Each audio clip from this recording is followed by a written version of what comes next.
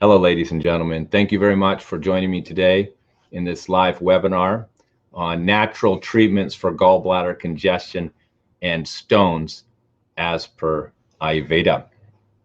So, gallbladder conditions are very common, we should say, and one of the most common forms of surgery in the United States. And of course, the gallbladder or the bile duct can both be clogged with stones and sludge.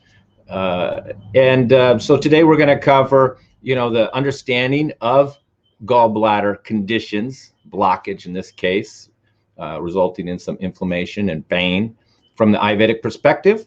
We're going to talk about causes. We're going to talk about types of gallbladder stones, signs and symptoms, dietary guidelines, some home remedies, and of course, herbal treatments. So we'll start with causes from the Ayurvedic perspective.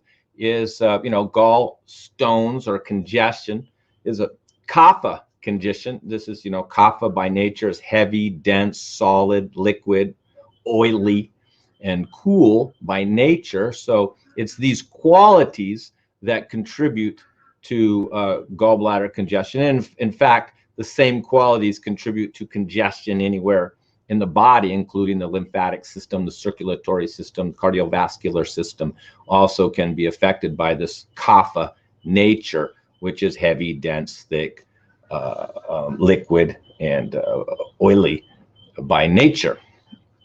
And typical causes, of course, are saturated fats, fried foods, fast food, excess red meat. These are the most common causes. Of course, liver failure is another cause, and also, a poor diet, irregular eating habits, eating when you're not hungry, and of course, poor digestion, we call manda agni. In Ayurveda, this condition is called pitta shamari. So pitta is, represented in this case of the blood. Shamari means stone. So basically it means a type of bile stone in Ayurveda. So it's an ancient problem, nothing new. They've had this a long time ago. And it's aggravated by kapha, this heavy, dense quality, which I talk about. So kapha prakopa, the increase of the kapha qualities, which are result mostly of weak and poor digestion. And so, of course, this kapha, this thick, heavy, dense aspect of our system that can clog any circulatory or movement, even can block the pancreas, the colon, the same heavy, dense quality, kind of like cheese type of quality. This mixes, of course, with the blood. And, this is like, it becomes like a saturation of cholesterol. But of course, it's more than just cholesterol to create the bile. There's also the bilirubin, which is, the type of pigment that makes our blood red. So, usually we see high bilirubin levels when we have liver problems or even gallbladder problems. And there's two types, of course, of gallstones. Pigment gallstones, where bilirubin itself is the cause, and this is more common when there's liver failure, liver disease, and then cholesterol-based gallstones, which is mostly what we're going to be focusing on today. It's important to understand the nature of bile. Bile, of course, is extremely alkaline in nature, and we all know that an acidic body is more susceptible to inflammation, pain, and even cancer. And alkalining the body and having alkaline foods is proven to be very preventive in many health conditions, including helping in any inflammatory conditions and cancer as well. So bile is very alkaline in nature because stomach acids are very acidic and the bile is very alkaline, and these two are neutralizing each other. And it has a kind of a, bile is kind of a bitter taste. It's oily, liquid, slimy, and it's of course helping to not just digest fat and to emulsify and break fat down into fatty acids, but it's also, splitting the enzymes, helping the absorption of calcium, magnesium, and all your fat-soluble vitamins, A, D, E, and K. So, and of course, bile is also a mild laxative. So when you have low bile due to either poor liver function or congestion in the liver and the gallbladder, then it can lead to more constipation. And of course, this is the body's main way of getting rid of heavy metals, is through the liver detoxification and through the bile. And of course, the blood, the liver is filtering out dead bacteria. So it's a combination of bilirubin, cholesterol, dead bacteria, and heavy metals, toxins, all packed into this little, into bile, which actually helps to digest, calcium, all your minerals, and even your protein, but specifically your fat-soluble vitamins. And of course, it helps maintain the pH level of the body. So this is very important. And we make quite a bit of bile every day, anywhere from like half a liter up to 1 liter per day. So this is quite a bit of bile. So, bile is very important. And it's important to understand that, the gallbladder itself is not an organ, it's just a sac. So the problem of gallbladder congestion or gallbladder stones is really a liver condition per se. I mean, these stones and congestion are being made in the liver. That's why when you have liver failure or liver problems, then poor liver function, then, you can result in gallbladder stones. So what are the signs? Well, if anybody who's had gallstones in the past or known somebody with gallstones knows the signs and symptoms are pain, usually in the upper right quadrant of the body, or the back shoulder blades.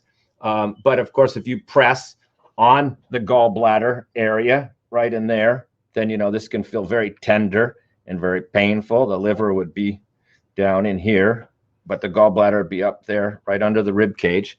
So often a person who's having, gallbladder attacks, if you press this area, you can feel the swollen gallbladder, and it's very sensitive to the touch and very painful.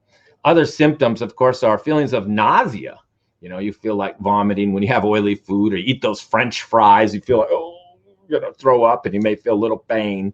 And then, of course, vomiting. This is more serious at this point. And then high fever. You can even get high fever. You can get yellow skin, yellow eyes, but these are in line with the liver is failing. And of course, when the bile kind of flushes out, maybe it was blocked and congested, and then you had some oily food, and then it flushes out and reaches the duodenum, then it can create diarrhea. And when the liver's not working well, not making enough bile, then you can have also signs in the stool, where the stool is clay-colored. Clay, it's losing its redness, which is coming from the bilirubin, the pigmentation.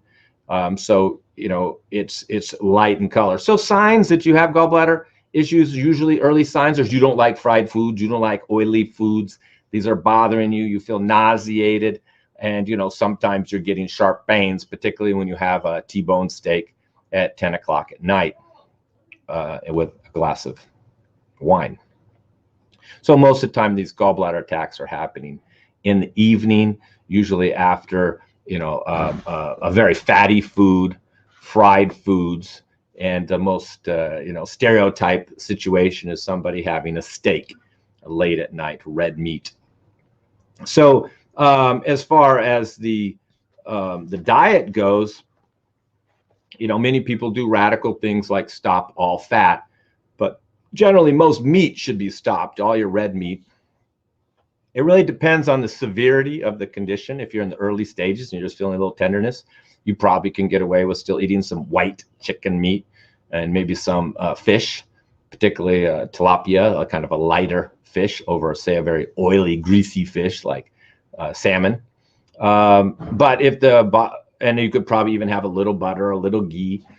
Ghee would be safer than butter. But if it's already advanced, you're already getting attacks, which unfortunately that's the state most people come to me after they're getting multiple attacks, or they've been to the hospital and they did the ultrasound or the x-ray and they see the gallstones, and you know they want to cut it out, or they're talking about that, and then the people come to me usually at that stage.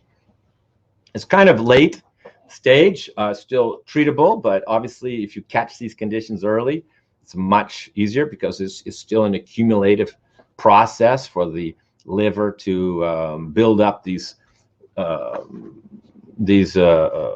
stones and congestion. So you do want a high fiber diet, which is one of the best sources of high fiber is just legumes, beans, and you need protein anyway to survive. So basically we just eliminate almost all red meats, all heavy meats, all fried foods, even oily fish, and maybe even chicken as well if the people are already getting attacks, and then they can do lentils, mung dal, or some legume, because this is increasing the fiber. And also depend on, and mostly all dairy, cheese and dairy products would all be gone at this point. So we're just doing a little bit of oil. We generally recommend sunflower oil. You can see sunflower oil is very light. You know, it's like water. So what you don't want to use is coconut oil. Coconut oil will make it worse and some often trigger the attack. Many people told me they didn't even have an attack, and then one day they decided to switch from their normal oil to coconut oil, and bam, that day they got the attack. So and then butter, cheese, steaks, meat, anything, usually there's a trigger, but people feel that nausea, discomfort for some time. It can go on for months. You know, these gallstones are not created in days. You know, they're created in months and months. You don't see children, young children with gallbladder attacks. You know, it's the rich foods, the eating out in restaurants where you have the saturated fats and fried foods that, you know, are so tasty, which usually get you in the end. So the diet definitely needs to be changed to a high fiber, low fat, easy to digest diet. And generally we recommend, if they're getting attacks, to just have smaller meals. Even if you're using sunflower oil, you know, you don't want to have like a quarter cup of it in your fried food. You know, you still would rather do like maybe 4 meals a day, a little smaller meal. So each meal has a little, maybe a teaspoon of the sunflower oil. So there's not too much fat in every meal, but you have to have some oil every day. Just like even a good car is burning off some oil. We're all using up fat to some degree. I've seen people who avoided fat for months and months. So they're basically just putting off the attack because stopping the fat doesn't really necessarily mean that you're not going to get, you've stopped the gallbladder stones. You're just probably not triggering them. And in fact, no fat could make it worse than a little fat, because part of the issue is a dryness. I failed to mention that. Dryness is another kind of cause that's necessary. So this person who gets the gallbladder attacks often has dry, hard stools and dryness even in their body, dry skin and such. And they could even be on a low-fat diet, and this dries out their system because the liver still needs fat. It's managing the fat in your body, and you know, and all the fat-soluble vitamins. So you need some fat. So eliminating it altogether can actually make things worse. Being on a low-fat diet for too long can create more dryness, and then of course a past history of alcohol use would be another indicator of weak or poor liver. You know, of course, liver failure, cirrhosis of liver often can result in gallbladder issues as well. So, you know, most of the herbs are, you know, treating the liver, and because that's what you still need to treat. You need, most of these stones are residing within the liver, and they're just moving out to the gallbladder, or sometimes not even the gallbladder they're getting stuck, they're just getting stuck in the bile duct. And that's when you feel the pain when they move there, and then they get lodged in there, and the body's trying to push out, contract the gallbladder to push out the bile to digest the French fries and the steak that you just ate. And then it doesn't, it gets the stone or the sludge gets stuck in the bile duct, and then you feel excruciating pain. So we're going to talk about the treatment to dissolve these stones and improve the liver function to not make more stones in the future. But a few home remedies to help you. You know, one is to drink 1 or 2 teaspoons of castor oil with some lemon late at night. The lemon kind of helps emulsify the oil, and you shoot this down at night, and it has a kind of stone breaking laxative effect to it. And if you and then a heating pad or a hot water bottle right on it, very, very effective once you're having an attack. And if you're having an attack, then other thing you can do is a salt water. Of course, if you have hypertension, high blood pressure, other health conditions where having that much salt would be counterindicated, you want to avoid having a half a teaspoon of salt. But you get a half teaspoon of salt, dissolve it in some warm water, and drink it. And this can give, and then put a hot water bottle on it. That's the home remedy. I'm not giving you medical advice here, because, you know, gallbladder attack can be serious. Sometimes the gallbladder can rupture. So you have to be a little careful taking even the castor oil. But the hot pad is always very effective. Lying down, putting the heat on it can be very effective. And even the salt water can, it's also got a laxative, dissolving, breaking up type of quality to it, and relaxing all the muscles in the body, because you need to relax to like giving a birth, you know, you can't be tense, you know. So not like I've done it, but, you know, I had some baby I was there during some birth, so you have to always tell the woman to relax. So it's same with passing gallstones. You have to relax and just let it pass, and you know, so anything to help the body and the muscles relax, even a hot bath, hot water bottle, all can give some temporary relief. And then following the diet, high fiber, sunflower oil, vegetarian diet until you've recovered. So now let's talk about the herbs, because the herbal treatment is really what's necessary to improve the liver function. There's no real medication that is capable of improving your liver function. You know, liver function only really can improve with you know, herbal and dietary treatments. So there's many herbs that can help the liver, and there's even herbs that were made just for helping to dissolve these gallstones. Since it's, you know, even in ancient times, I guess they ate too much fried food and had gallstone issues.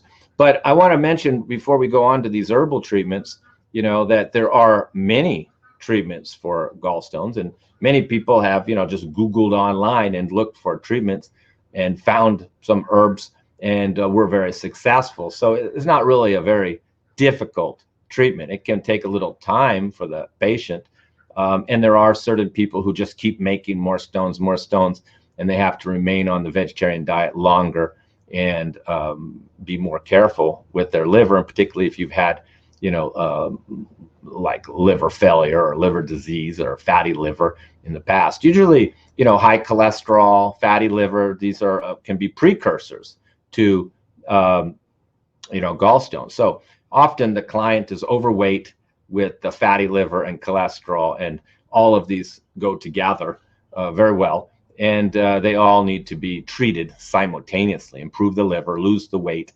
and this will, in the same diet to reduce gallstones, will reduce cholesterol. You know, no fatty foods, no fried foods, sunflower oil, no hot spicy foods, because the liver doesn't like chili pepper and coffee, and using, of course, the sunflower oil, going vegetarian. This will help the person lose weight, lower cholesterol, and particularly with all these legumes and whole grains are high in fiber, and this will help to lower the lipid level in the blood, in the liver, and prevent future gallstones in the future, and lower your cholesterol and take care of fatty liver. So often they go together. Often it's the same type of individual, and the treatment is very similar. So let's talk about some common herbs here that help with it. Oh, I'm sorry, I meant to cover the other remedies. There are gallbladder flushes on the market, some more of a naturopathic method. There was one man, Andres Moritz, he wrote the book called Gallbladder Flush. And many people do this. I see it more as preventive.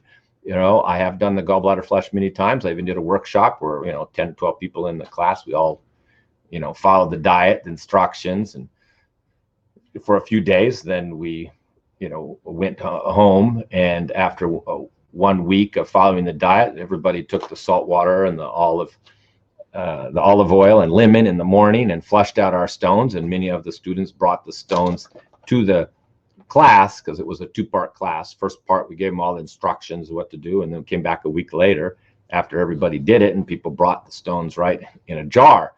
But not everybody produced stones. Some people had quite a bit, and they probably were preventing future gallbladder attacks. Other people, they didn't have much signs of stones, but it still, flushed out the gallbladder.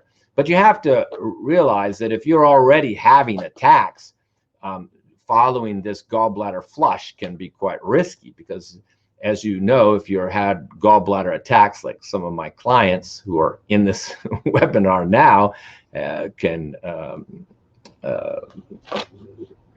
attest to, that even a little fat can bring on a gallbladder attack. So once you're getting the gallbladder attack, this gallbladder flush is very dangerous, because you're literally taking tablespoons of, even some of these methods use up to 1/4 cup of olive oil with lemon in the early morning, and this can create immediate gallbladder attack. And I haven't heard of cases of gallbladder rupturing with people doing it, but that's why the medical doctors, they don't like to hear about this gallbladder flush, because of the possibility, and I think there are recorded cases. But so this approach that we're talking about today is really for somebody who's really already has gallbladder attacks, and we're not going to do a gallbladder flush and risk having an attack. So I wanted to make that clear. And ultimately, the gallbladder flush may clear out the gallstones by making the liver and the gallbladder contract and push out the stones, and then of course they come out in the upper small intestines, the duodenum, and then they come out with the bile, and they float on the top of the water. So that's how people pick them up and put them in a jar, wash them off, and they're little green stones. And you haven't fixed the cause. This is what's the problem with the gallbladder issue. You should identify the cause. Am I having too much fried foods? Do I have poor liver function? Do I have alcoholic liver? Am I eating too much red meat? Am I overweight? Is my cholesterol too high? These are the causes that we have to address and remove, or you're just going to make more stones again and have to keep doing the gallbladder flush every year, which I hear some people do. They'd rather have their fried foods and red meat and just keep going with the gallbladder flush. But this is not advised. We should prevent the causes. And if these are your causes, you'll need to prevent these for the rest of your life. And second, it's not improving liver function per se. It's a very quick and dirty flush. That's what it's called, gallbladder flush. And I would not do any of these treatments that I hear about, like coffee enemas. No, this is not appropriate. So we're talking very safe treatments here, herbal treatments that have been used for thousands of years, and using herbs that are literally called stone breaking herbs. So let's go through both some Western herbs and some Indian herbs. Probably one of the best herbs is right here, milk thistle. So milk thistle, those are the whole seeds. We generally grind it up a little bit through a stone grinder, or just a quick little grind in a little hand blender, small blender, to break them up a little bit. And milk thistle, you know, is often misunderstood. You know, a lot of people consider it, you know, the best herb for the liver, but in fact, it's more of a like a cleansing, flushing, and good for the gallbladder. I wouldn't say necessarily healing for the liver, but it's very important for gallstones and flushing out the liver. Probably the premier herb used in both Indian herbalism and Chinese herbalism and Western herbalism is dandelion root there, which of course has a very nice taste. You can see we're getting all organic herbs here. So dandelion has a very cooling quality and very healing for the liver.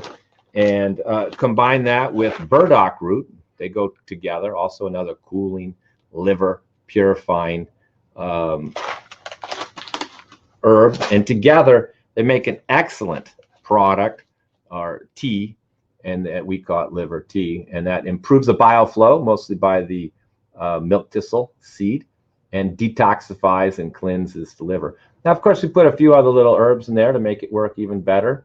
We've got a dandelion, burdock root, milk thistle seed, a little licorice root, which is like a catalyst, coriander, which is a cooling herb, and nice touch there, a little turmeric root, and cardamom, more for the flavor and somewhat of the anti-inflammatory, and it makes it more effective. We don't want to use ginger because ginger is too hot, and we're trying to not heat up the liver, but just cleanse it. And so that's a very effective tea, particularly if you don't have any serious conditions, and can help prevent gallbladder attacks. And of course, these are all roots and seeds, so it needs to be done in decoction form to be able to get the qualities of the herbs out, which means you have to boil it, you know, until half the water's gone, strain it, and then drink it, because it's all roots and seeds. Now, traditionally in Ayurveda, they have herbal formulas and herbs that are for stones, and this is bhumyamalaki. You can see right there. Bhumyamalaki is the premier herb for gallbladder stones, and has a kind of herb breaking quality, and there's a lot of research has been done on it.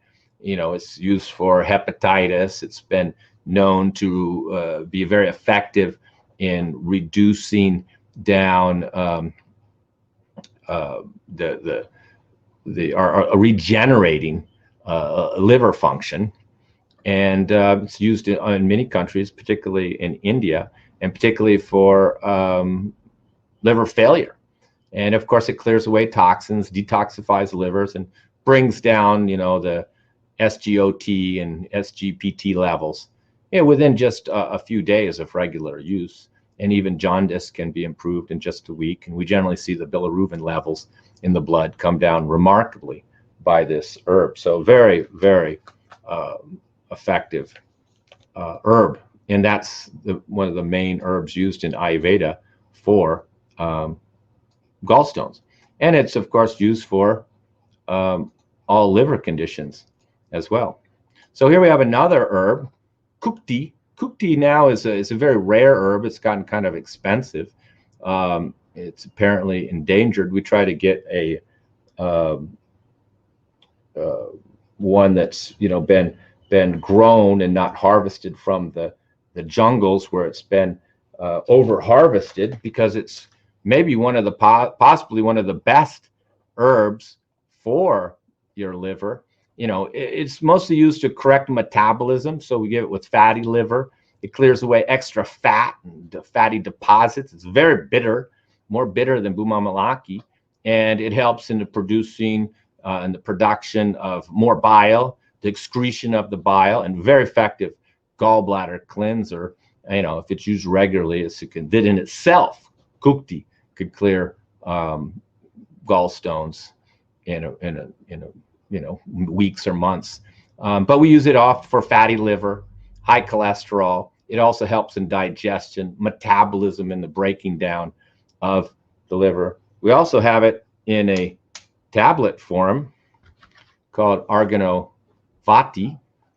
But let's look at a few more herbs here. This is a guggulu, and guggulu is a resin similar to frankincense resin, and that is also good for breaking down fat. It's cleansing. It's called a deep cleanser, and it's cleaning at a very deep level. Other herbs used are kalmeg. Kalmeg is called the king of bitters. It's very, very bitter, and we use it for fatty liver, hepatitis, and particularly for alcoholic liver diseases.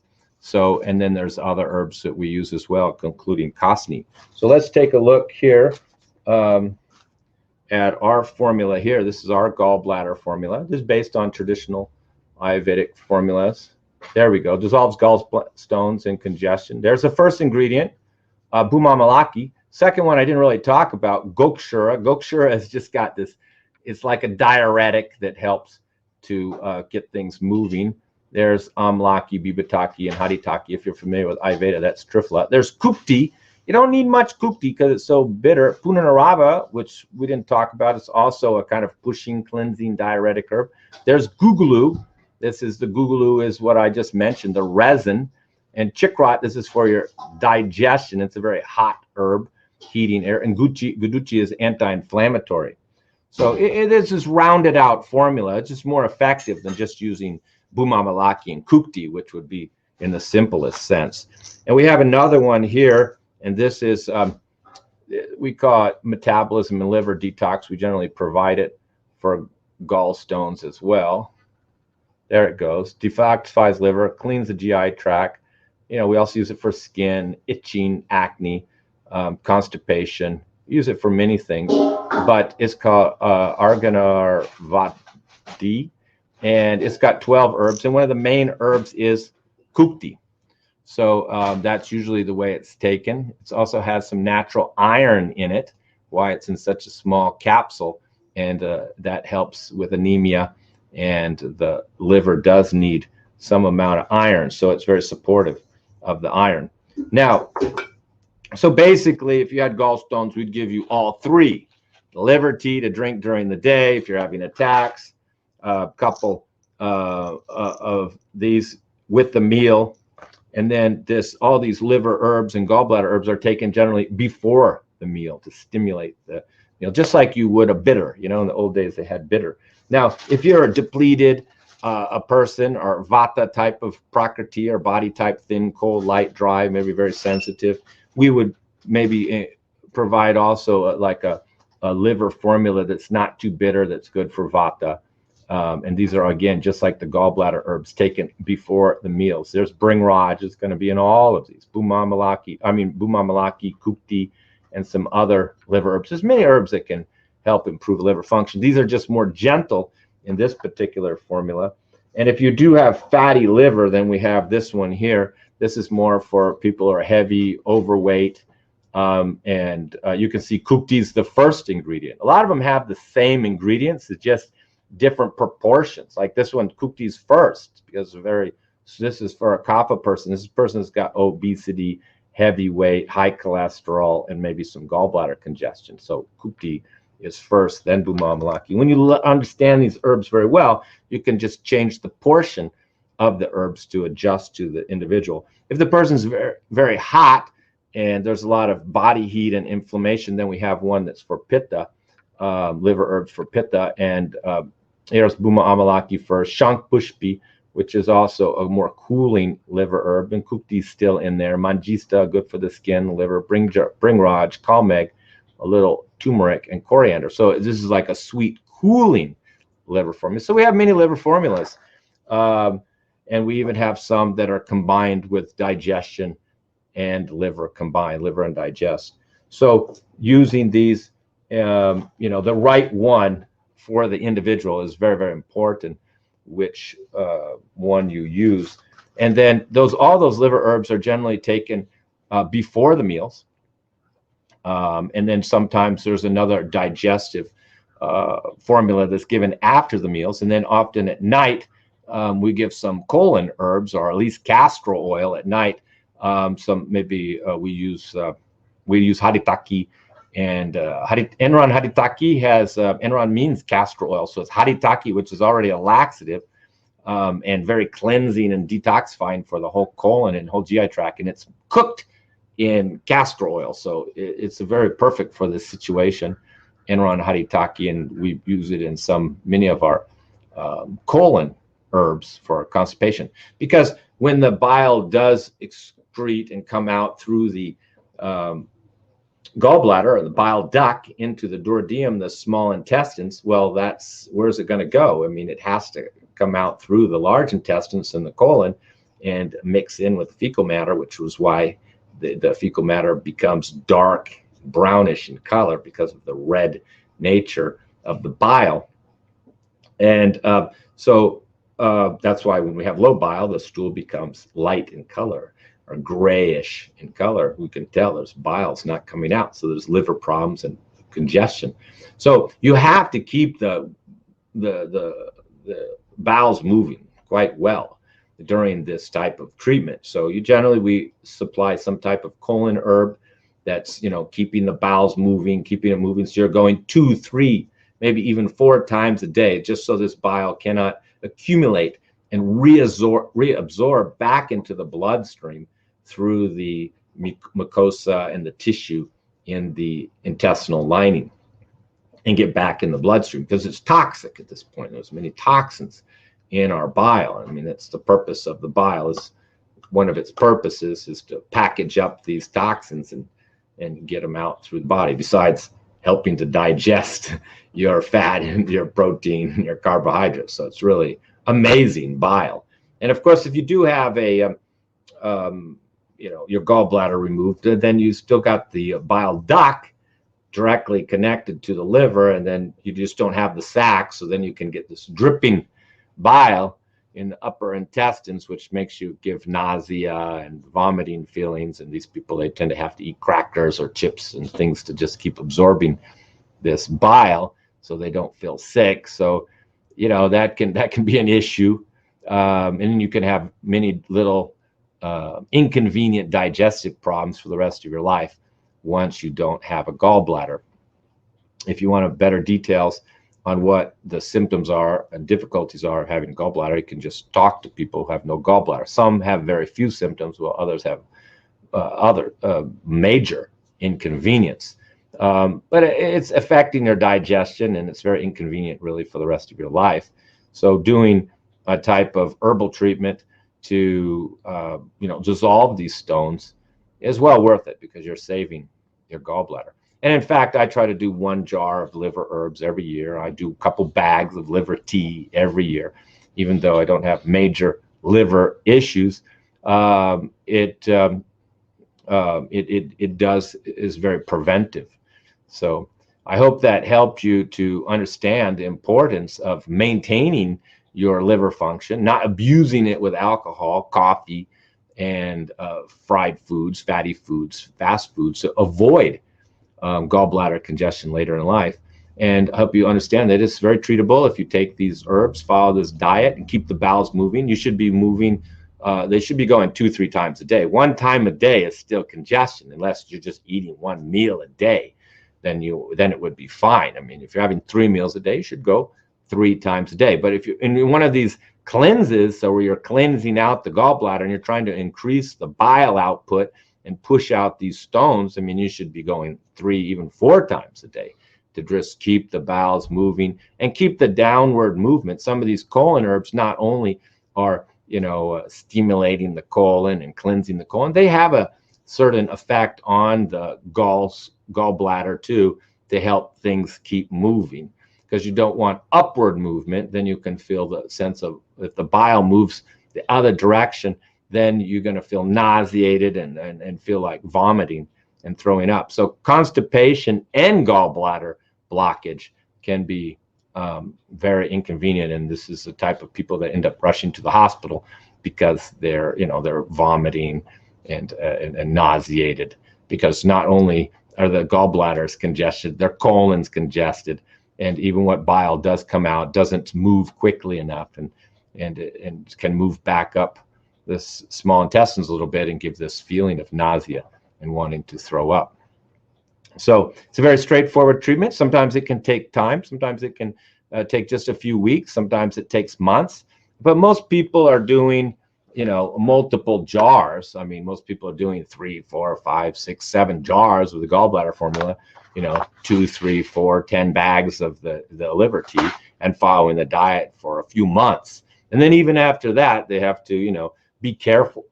I've had clients who completely recovered, felt fantastic, were very happy, gave me testimonials, and then 1, 2 years later, they had a gallbladder attack again.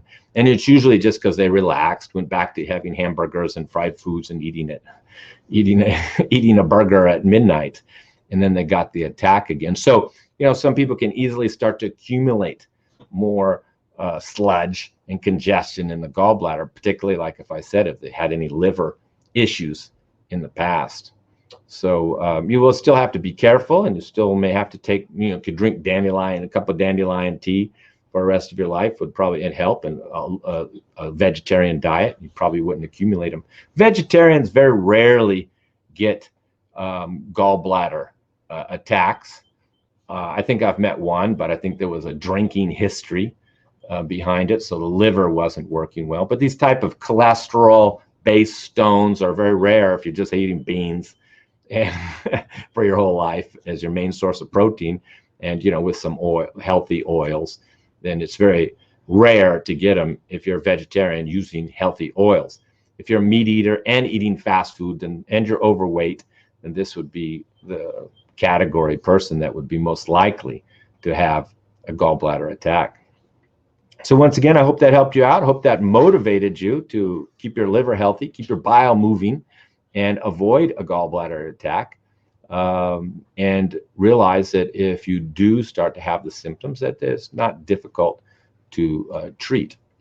And you do want to not put it off until you have an attack and it becomes a medical emergency, in which case they may just remove your gallbladder sometimes very quickly to relieve the pain that you have. So once again, thank you very much, and feel free to contact me if you have any questions.